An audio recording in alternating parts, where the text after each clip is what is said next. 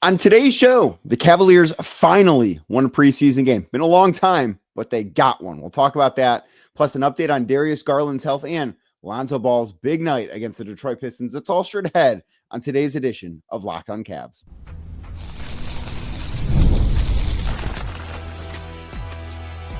You are Locked on Cavs, your daily Cleveland Cavaliers podcast. Part of the Locked on Podcast Network, your team every day. What's up, everybody? My name is Danny Cunningham, and I cover the Cleveland Cavaliers over at my Substack, The Inside Shot, and welcome into another edition of Locked on Cavs. And thank you to those of you that make Locked on Cavs your first listen today and every day. You can find the show anywhere you get your podcasts, Apple, Spotify, or anywhere else. Please do us a favor. Make sure you're subscribed as basketball season is growing closer each and every day. I don't want you to miss the latest Locked on Cavs content. Also available on YouTube. And if you're watching the video right now, do us a favor. Hit that thumbs up button for us. Click subscribe and hit that notification bell so you don't miss the latest Locked on Cavs content, a proud part of the Locked on Podcast Network, your team every day. In today's episode, brought to you by Game Time. Download the Game Time app, create an account, use code LOCKEDONNBA, that is LOCKEDON NBA, for $20 off your first purchase, again, at Game Time. The Cleveland Cavaliers played their fourth and final preseason game on Tuesday night at home against the Detroit Pistons, and for the very first time since 2022, the Cleveland Cavaliers have defeated another NBA team in a preseason game. It's odd that it took this long. It's one of the more, interesting streaks in basketball that was going. But Kenny Atkinson, after winning 64 games in the regular season, going to the second round last year with the Cavs in the playoffs, gets his first preseason win as Cavs coach just a year after he actually took the job. So let's talk about what actually happened, because as I have said, after all the losses, and it has to be same after the win too, the result of this game doesn't matter. The fact that they won doesn't actually matter. The things that happened during the game are the things that mattered. So there are a number of different things that I do want to dive into, and I want to get to Lonzo Ball and what he did in this game, because I thought he was very, very impressive. So we're going to get to that in segment number 2. But Kenny Atkinson and the Cavs treated this game not quite as if it were fully a regular season game, but pretty close to it. And I thought that it taught us a lot about what to expect in terms of the way this team is going to operate when the regular season arrives 1 week from today, when they're in New York taking on the Knicks. And of course, this leads me to the rotation, right? Like, we have questions about how the Cavs are going to look rotationally, who's going to be playing with who, what certain lineups are we going to see, what lineups might we not see. And I do think that at this point, we have a pretty firm answer that the pairing at the start of the season that is going to maybe not be quite tied at the hip, but closer than not, is going to be Donovan Mitchell playing with Jared Allen. And this is something that I think makes a lot of sense, certainly in the near term. In the long term, when the Cavs are fully healthy, I don't know that that's going to be the case. I think that going back to the way things were last year and having Donovan alongside Evan Mobley might make more sense than having him alongside Jared Allen when Darius Garland is back. I just think that pairing obviously brought a lot of success and a ton of minutes together last year. But with Darius Garland out to start the season, I do think that having Donovan Mitchell alongside Jared Allen does a couple of things. I think it allows Evan Mobley to thrive, and I don't think that Evan had the best game, obviously, on Tuesday night, but I do think he was aggressive. The fact that Evan Mobley led the Cavs in shot attempts in this game, I think, is a good sign. Now, you can also say, well, he was 3 of 13. He led the Cavs in shot attempts, but he didn't play a good game. You're right about that. I am somebody that leans towards, like, the process matters. And sometimes the process isn't going to lead to the best results, but if you do the process the correct way, more often than not, you're going to get the best results. And I thought Evan Mobley's process was good on Tuesday night. And as I mentioned, the results in the preseason don't matter. Like, if you're a results-oriented person, I think you're disappointed with how Evan played on Tuesday, because he was 3 of 13. He was 0 of 5 from 3. He only scored 8 points. I think that's a fair way to look at it, if that's the kind of person you are. If you are a process-oriented person, the way I am and the way I think the Cavs organizationally are wired, I think you look at it and say, Evan was aggressive. Evan was willing to carry the offense in spurts when he was the star out there, which is going to be the case, again, at the start of the season for large chunks of games. And yeah, he didn't make shots tonight. It happens. It's a make or miss league. More often than not, the Cavs are going to bet on Evan Mobley having good nights when he is out there. They're going to bet on him not being somebody that goes 0 for 5 from deep consistently, because that's not who he has proven to be over the past couple of years. So I think that his process is something that you look at and say, yeah, that is exactly what we want out of Evan Mobley in that role. He is the guy there that we trust to carry the offense when Donovan Mitchell's on the bench, when Jarrett Allen's on the bench, when Darius Garland is still out with that foot injury. And we did get an update on him, and we'll talk about that a little bit later on in the show. But I think that this time of year, it should be the process-oriented type of thing. Now, if he goes out there and has this game in May in the second round, it's a different story. But in a preseason game, I don't look at this as a big deal. I think it's a good thing he was willing to take as many shots as he was. And I think that there's a world in which 1 week from tomorrow, after the Cavs play their first regular season game 1 week from today in New York, I think there's a world where we're looking through the box score and it's, hey, Evan Mobley actually led the Cavs in shot attempts on Wednesday night against the Knicks. I think that could be a thing that happens. Now, I don't know that I would bet on that, but I don't think it's like some wild thing, right? Like, I would not be stunned if that were to be the case. And I do think one of the other important things too is that Evan is he's going to have help when he's out there without Jarrett, without Donovan Mitchell. And part of this changed in the second half because DeAndre Hunter didn't play. But I do like that in that stint in the second quarter with Donovan on the bench. So from basically the 5-minute mark until there were basically 2 minutes left in the second quarter, 2 and some change left in the second quarter, Donovan was on the bench, and it was DeAndre Hunter and Evan Mobley playing together. And I think that is a pairing that I'm really looking forward to see play for the Cavs. Now, Hunter didn't play in the second half. He banged knees with somebody on the Pistons. I don't remember who, and I've not gone back to watch the play as of right now. In the first half, that was in the first quarter, I believe. He did play 6 or 7 minutes in the second quarter. And then Kenny Atkinson said after the game that it kind of stiffened up on him. Wasn't really a pain thing. They were being very conservative. This is basically a precaution and not having play. Hunter did speak after the game. Basically said he's fine, and there is no chance that this is going to cause him to miss any time in the regular season. Like 1 week from now, we will not even remember that this happened. That is basically the vibe that I have gotten about him banging knees. Like, it's just such a non-issue that even if, I don't know that he would have played in the second half had this not been a preseason game, but there's nothing to gain really by playing him in the second half. But I do think that pairing is going to be a fun one because DeAndre has been, I think there's a case to be made. He's been the best player the Cavs have had this preseason. And I have talked for the past several weeks about how I would just buy stock in DeAndre Hunter right now. I think he's going to have a great year.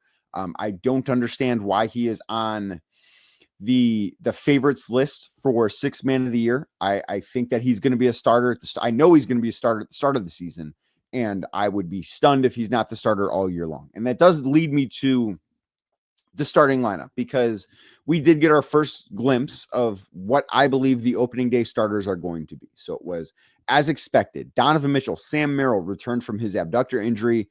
Said it was just a minor thing. He spoke at shoot around on Tuesday, said it was a minor thing, but he did play right around 20 minutes on Tuesday night against the Pistons, which is fine. I don't know that he's going to play that much more than that. I think it's going to depend on who all is available, just in terms of what his minutes load looks like on a regular basis right now. I think even if he is a starter, I don't know that he's a starter that's getting 30 plus minutes right now, if that makes sense. But it was Donovan Mitchell, Sam Merrill, DeAndre Hunter, Evan Mobley, Jarrett Allen. I would expect 1 week from now, that's going to be the starting lineup. Kenny Atkinson talked, I think it was at his media day when he and Kobe Altman spoke, or maybe it was after the first training camp practice in Sarasota. I don't remember which availability it was, but he basically said that's the lineup that's going to get the first crack. And the way that I look at it, like, Jalen Tyson has done some good things, I think, in the preseason. It's fair to say. I don't think he shot the ball all that well. He was 2 of 4 from 3 in this game and had 10 points in 23 minutes. But I don't think that Jalen Tyson has done, because he's really the only one that you look at and say, yeah, he could supplant Sam Merrill as the starting 2 guard. And I don't think that he has been that guy. I do think he belongs in the opening night rotation. And he was the third guy to come off the bench. He played in the first quarter. Like, that is a sign that, yes, this guy is going to be playing real minutes when the regular season arrives next week. But the starting lineup, I think it's pretty safe to say when the season gets here next week, is going to be Donovan Mitchell, going to be Sam Merrill, going to be DeAndre Hunter, Evan Mobley, and Jared Allen. I did think it was interesting that the Cavs played in the first quarter. They played 8 guys, as I mentioned, because that starting 5 plus Lonzo, Dean Wade, Jalen Tyson, and then Larry Nance Jr., Craig Porter Jr. also played in the first half. So they played 10 different guys in like real minutes. And I think that a 10-man rotation is going to be a little tough to balance. I think that's about the max it could be. I do think I was impressed with Tyrese Proctor. He played in the second half primarily because DeAndre Hunter did not play in the second half. I was impressed with Tyrese. I think he looks good. I think that he's a very, very good break glass in case of emergency guy. For where the Cavs got him in the draft, I think it's going to turn out to be an absolute steal. Again, I don't know that it's going to have a huge impact on who the Cavs are this year, but he does to me, and these are very early returns. And of course, the more we learn about this guy, the more we'll know whether or not he's going to be successful. But early returns for Tyrese Proctor, I think, look pretty good. I think the Cavs are very happy with him. I think that he has looked pretty good, not just in terms of like the shooting stuff obviously does matter. And he was only 1 of 4. But I think he's got a really good feel for the game. I think he's got a high basketball IQ. I think he knows where to be. And I think that he is somebody that has a strong work ethic. Donovan Mitchell spoke after the game on Tuesday a little bit about Tyrese, and Donovan and Tyrese share an agent, and Donovan has sort of taken Tyrese Proctor under his wing. And I think that is a very, very good thing for Tyrese's career. I think Donovan is a great person to be aligned with, obviously. And I look at this and say, I don't know still that he's going to have a big impact on this year, but I do think ultimately he's going to be an NBA caliber player. And if you can get that at number 49, I think you got to be really, really happy with what you have. All right. Lonzo Ball looked the way I envisioned Lonzo Ball looking. He had, I thought, a terrific preseason game number 3 for him against the Pistons. So we're going to talk about what I thought he did exceptionally well next right here on Locked on Cavs. But first, today's show is brought to you by Monarch Money. Did you know that most people can't name all their financial accounts or even what they're worth? Yeah. Crazy, but true. Whether it's 401ks, properties, investments, and when you don't have that full picture, you can end up leaving money on the table. That's why there's Monarch Money. It's an all-in-one personal finance tool that brings your entire financial life together in one clean, easy-to-use interface on your laptop or on your phone. Monarch built for people with busy lives. So if you've put off organizing your finances, Monarch is for you. Monarch does the heavy lifting for you so you can link all your accounts in minutes, see clear data visuals, get smart categorization of your spending, and finally, feel like you're in control of your money without ever having to touch a spreadsheet. So don't let this financial opportunity slip through the cracks. Right now, you can use code LOCKEDONNBA, that is LOCKEDONNBA at monarchmoney.com in your browser for half off your first year. Again, 50% off your first year. Not going to beat that by going to monarchmoney.com and using code LOCKEDONNBA. Today's show is also brought to you by Game Time. Basketball season, as you can tell, is officially here. I'm excited. You're excited. Everybody should be excited because basketball is back. And that means that nothing beats being in the arena for the opening games, right? Like, you want to be there. Opening night in Cleveland next Sunday. Who doesn't want to be there? I'll be there. I'm not going to be there with tickets. I'll be there with my media credential, but you're going to want to be there.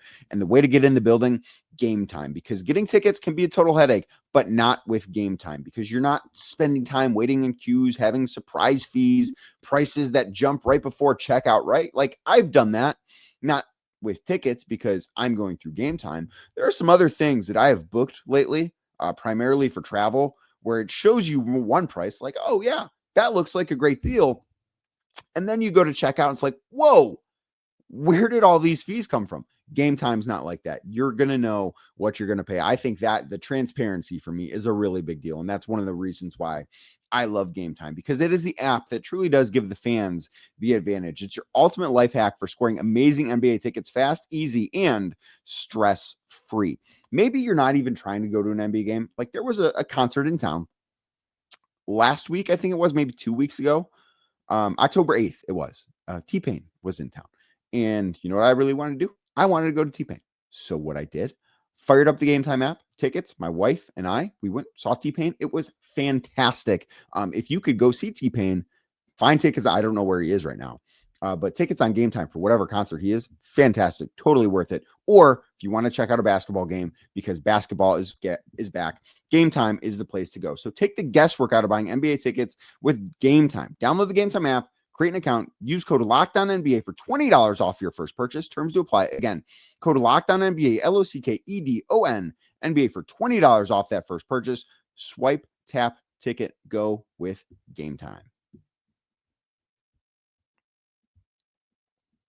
Thank you again for making today's edition of Locked On Cavs your first listen. And thank you to all the everydayers out there that make Locked On Cavs their first listen every single day. Please make sure you are subscribed because basketball season is back and I don't want you to miss a thing with Locked On Cavs. We might have some pretty big things coming up in the next week or so.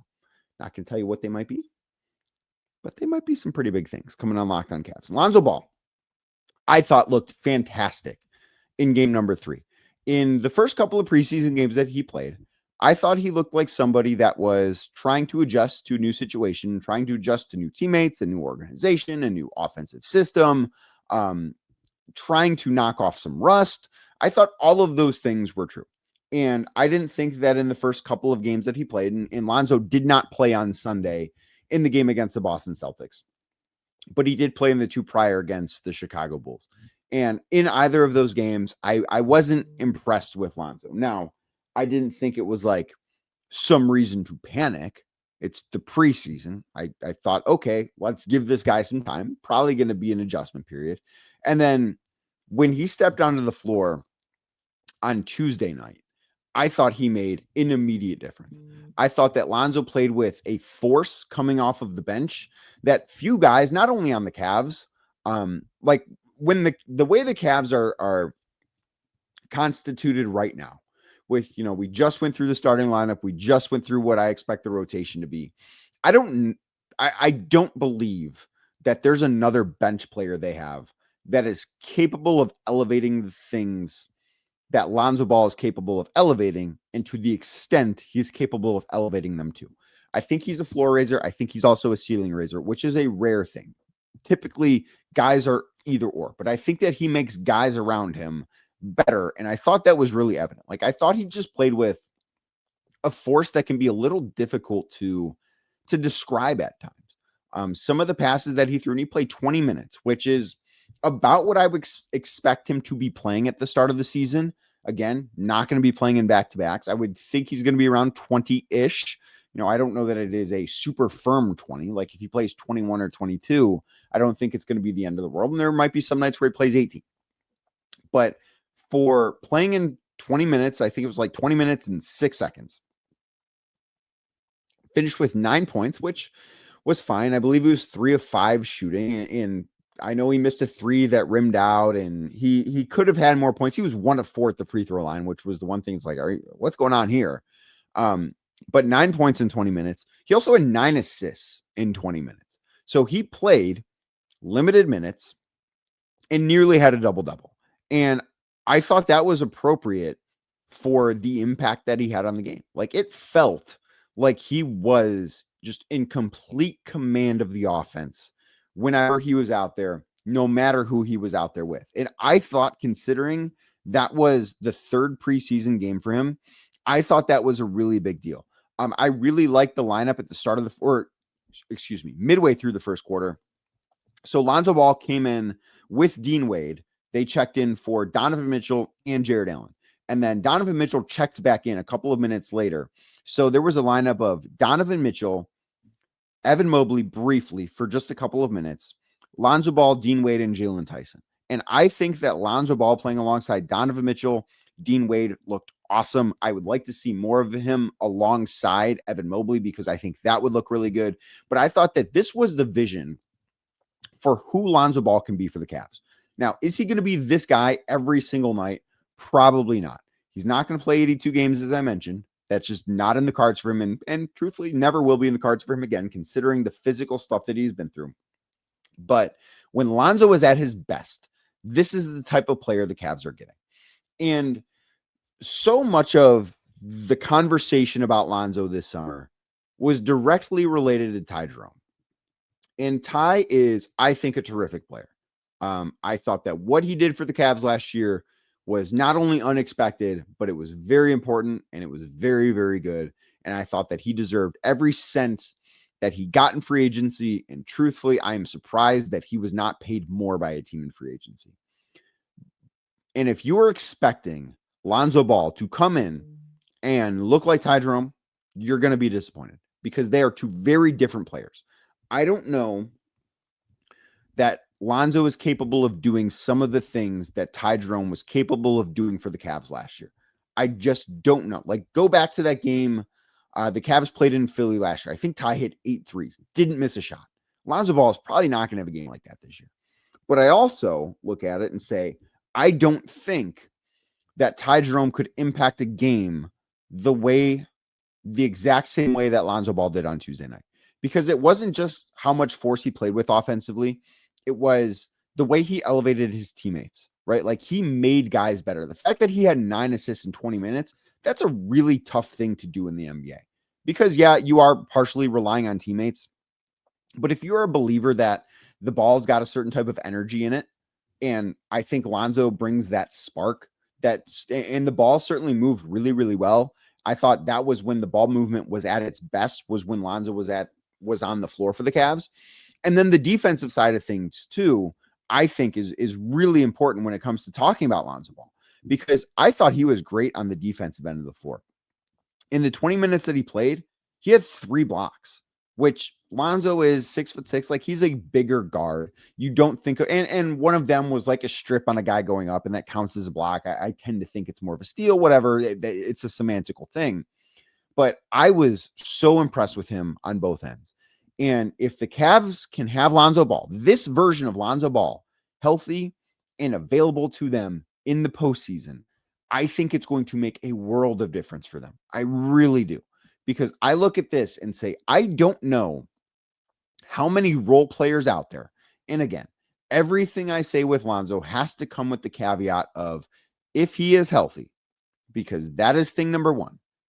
But I don't know how many role players in the NBA can have the kind of effect that Lonzo Ball can have on a team the way he did on Tuesday night. And I do think, too, that when the Cavs are fully healthy, and he's going to be on the floor with Darius Garland or Donovan Mitchell, basically at all times, I think that could even amplify the way that he lifts his teammates up. And I was as impressed as I think I could have been with somebody in a preseason game. Maybe I'm being a little bit hyperbolic here, but I really, really was impressed with the way that he elevated guys on the floor for the Cavs. And I just think if that is the guy they're going to get on a consistent basis in the playoffs, or excuse me, even in the regular season, and then of course in the playoffs when that gets here, I think the Cavs, and I think Cavs fans are going to be really, really happy that Lonzo Ball is a part of this team. Now, I mentioned Darius Garland. He didn't play in this game. He didn't play in any preseason games. He's probably not going to play next week against the New York Knicks, but we did get a health update on him. So we're going to talk about, I'll tell you what that is. We'll talk about what it means and just how vibes are about Darius Garland next, right here on Locked On Cavs. But first, today's show brought to you by FanDuel. The NFL season is here, and FanDuel has an offer that you don't want to miss, because right now, new customers can bet just $5, get $300 in bonus bets if you win. That's right. Pick a bet, put down $5, and if it hits, you will unlock $300. Yes, $300 in bonus bets to use all across the app. I've talked enough about the Browns this week. I was on the radio this week, and I talked about the Browns. Boy, was it not pleasant. But we do have an AFC North game. Thursday night football. The Pittsburgh Steelers taking on Joe Flacco, heard of him, and the Cincinnati Bengals. Game is in Cincy. The Bengals are getting 5.5 points. I don't know about you. I was not overly impressed with Pittsburgh on Sunday. I think the Browns are bad. Pittsburgh's good. I don't think Pittsburgh is great. I think Pittsburgh has some offensive problems. I think Aaron Rodgers being scared to hold on to the football is going to cost them at some point. And I think Pittsburgh's going to win this game. But as I mentioned last week, talking about the Thursday night game, which I got right, by the way, did not get this week's Monday night game right, but I got last week's Thursday night game right. I think when you face a divisional opponent on the road on a short week and you are favored on the road by more than 3, I'm almost always going to go with the underdog. So I'm going to go Cincinnati here plus the 5.5. I don't think they win. Maybe they win. I don't know. I don't think they win, but I like them to cover. And ultimately, that's what we care about. Because if that's your first $5 bet and the Bengals keep it within 5.5, $300 in bonus bets could be yours. So what are you waiting for? Visit FanDuel.com. That is FanDuel.com today to download the FanDuel app and get started. Again, FanDuel.com. That is FanDuel today to get started. Thank you for making today's edition of Locked on Cavs your first watch or listen today. Thank you for making it your first listen every single day, wherever you get your podcast and YouTube as well. The best way you can help grow this show, do me a favor, hit that thumbs up button right now on this video, click subscribe, and hit that notification bell so you don't miss the latest Locked on Cavs content. And Darius Garland didn't play in this game. He has not played in any preseason games. And as I mentioned, I would be surprised if Darius Garland plays on Wednesday night in New York against the Knicks. However, Darius Garland did scrimmage a little bit on Tuesday. Now, the media was not able to watch the scrimmage, and it was not with the guys that you would think of when you think of the Cavs, but he played in what is essentially, it's called what, I don't remember exactly how Kenny Atkinson termed it. I have to go pull up the quote, and I'll do that right now. Basically, the way that I look at it is the stay ready game. It's guys that are on the outside looking in of the rotation. Right now, it's a little bit bigger because the roster is bigger during training camp. But it is with guys like Naquan Tomlin, guys like Luke Travers that are on two-way contracts, guys like Thomas Bryant, who right now not in the rotation for the Cavs. Tyrese Proctor, I believe, probably part of that. If I had to guess, again, I don't know. I didn't check. Kenny Atkinson called it the extra work group, which is another way to term it. But every team in the league has this sort of scrimmage after practice, after shoot around. Not every day, but sometimes. And Darius Garland went through some 5-on-5. And Kenny Atkinson said it was live. It was very short. And the big thing coming out of this, it's I don't know how Darius played in it. It doesn't matter ultimately how he played in it. What matters is how does Darius Garland's toe respond to this? Because as Kenny Atkinson noted, recovery is not always a linear thing. Now they hope it's linear, like they want him to like feel better tomorrow than he did today and feel better the day after that than he does tomorrow and so on and so forth. That's not always the case. And how he responds to going through 5-on-5 and actually playing real basketball is going to be a big step in his recovery process. I do think the fact that he is just starting to play 5-on-5 right now, that this was kind of the first time of it, tells us we're probably 2 or 3 weeks away from seeing him. Maybe it's a little longer. I made the prediction a few weeks ago that I think Darius Garland is going to make his season debut for the Cavs sometime in the month of November. November is obviously a long month. There are a lot of days. The Cavs play a lot of games in that month. I would be surprised if he makes his debut before the month of October ends, which there aren't a ton of games there. Like that's not some bold prediction. I don't think. Is it possible? Sure. But I would ultimately be surprised if he plays before that game against Atlanta on November 2nd. Now, if he comes back that date, that would mean that he misses 7 games, which I think is near the low end of how much time Darius Garland could miss. But I do think it's a very good sign that he's at the point where he's able to start participating in this stuff.